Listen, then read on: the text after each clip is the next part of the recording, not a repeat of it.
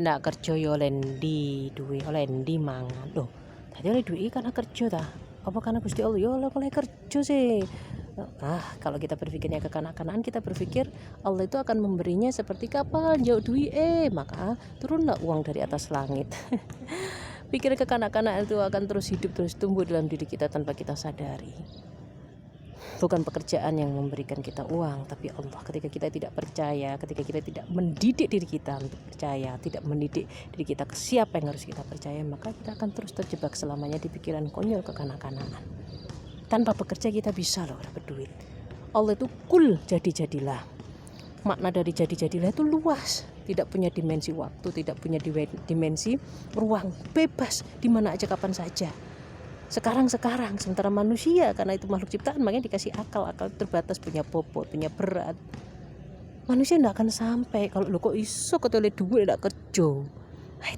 Itulah manusia. Karena itu kalau kita tidak segera membersihkan pikiran kita, hanya kita terjebak. Yang kasih duit itu bukan Allah, tapi pekerjaan kita. Makanya kita memuja pekerjaan kita. Seorang suami meninggalkan anaknya, meninggalkan istrinya yang katanya dicintainya untuk bekerja tanpa punya waktu untuk hidup bersama yang dicintai.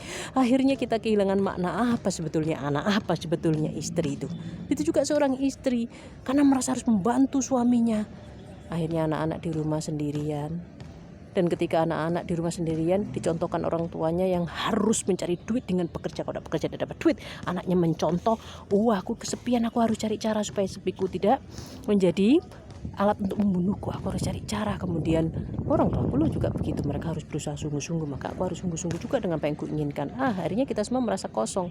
Kamu tuh tidak pernah di rumah loh, mama sendiri nggak pernah di rumah loh, papa nggak pernah di rumahnya. Baling-baling bambu masalah berputar, kita hanya menyalahkan anak, padahal itu kenyataannya kita memberi contoh kepada anak. Itulah makna ketika kita tidak percaya bahwasanya Allah yang memberikan kita segalanya. Ketika kita tidak membersihkan pikiran kita, maka yang terjadi adalah kezaliman demi kezaliman. Di mana itu cinta? Suami tapi rasa asing, istri rasa asing, orang tua rasa asing, semuanya sibuk mengejar keinginannya masing-masing karena percaya usaha diri kita lah yang memberi hasil kepada diri kita. Yang memberi itu golek ono duit sampai tutuk endi, hanya Allah. Golek ono apapun kita inginkan tutuk endi, hanya Allah yang bisa memberi. Ketika pikiran kita berubah, kita akan hidup dengan sangat tenang, kita tidak punya rasa takut. Karena manusia itu terbatas, tanpa bekerja kita bisa punya uang, kita tetap bisa kaya. Kenapa? Karena dengan keterbatasannya Allah akan memberikan dengan keterbatasan kita. Masuk kata duit itu kalau guru langit. Tidak mampu kita. Sebagaimana Nabi Musa aja pengen ketemu Allah, kena cahayanya sudah pingsan semaput. Apalagi kita, pecah bumi ini karena Allah Maha Suci. Kita tidak selevel sedikit pun, kita kecerdasan Allah 1 titik aja nggak bisa, apalagi yang lainnya. Jadi bisa kan kita mencari uang 100? Nggak bisa. Jadi kalau kita tidak merubah cara berpikir kita, kalau kita terus berpikir tidak kerja tidak oleh duit, sehingga kita meninggalkan makna dari keluarga, makna dari kasih sayang, makna dari cinta, hanya disitulah hidup terasa hampa. Kita tidak berani menyempatkan waktu, meluangkan waktu. Waduh, kalau tidak gini, aku tidak bisa begini. Anak itu nomor sekian, suami itu nomor sekian. Akhirnya tua-tua, coba dilihat. Apalagi yang laki-laki, tua-tua, kulino tidak ngomah, ogah ngomah. Keluarga rasa asing, aku ngolek duit ke sopo, aku ini dijauhi duit terus, tapi anak-anak ini harus ngereken. Itulah kezaliman-kezaliman yang terjadi. Di awal dari kejahatan terbesar, yaitu menduakan Allah, meyakini diri sendiri, meyakini usaha sendiri. Akulah yang mendapatkan uang, akulah yang berusaha, semua atas usahaku. Dari kezaliman terbesar, akhirnya kita punya turunannya, doliman keturunan, termasuk ketidakadilan kepada anak kita. Kita bertanya, anakku kok ngeruk duitku tok, anakku kok jepit butuh nih tok, anakku kok njuk duit tok air rusane. Karena itu yang kita ajarkan.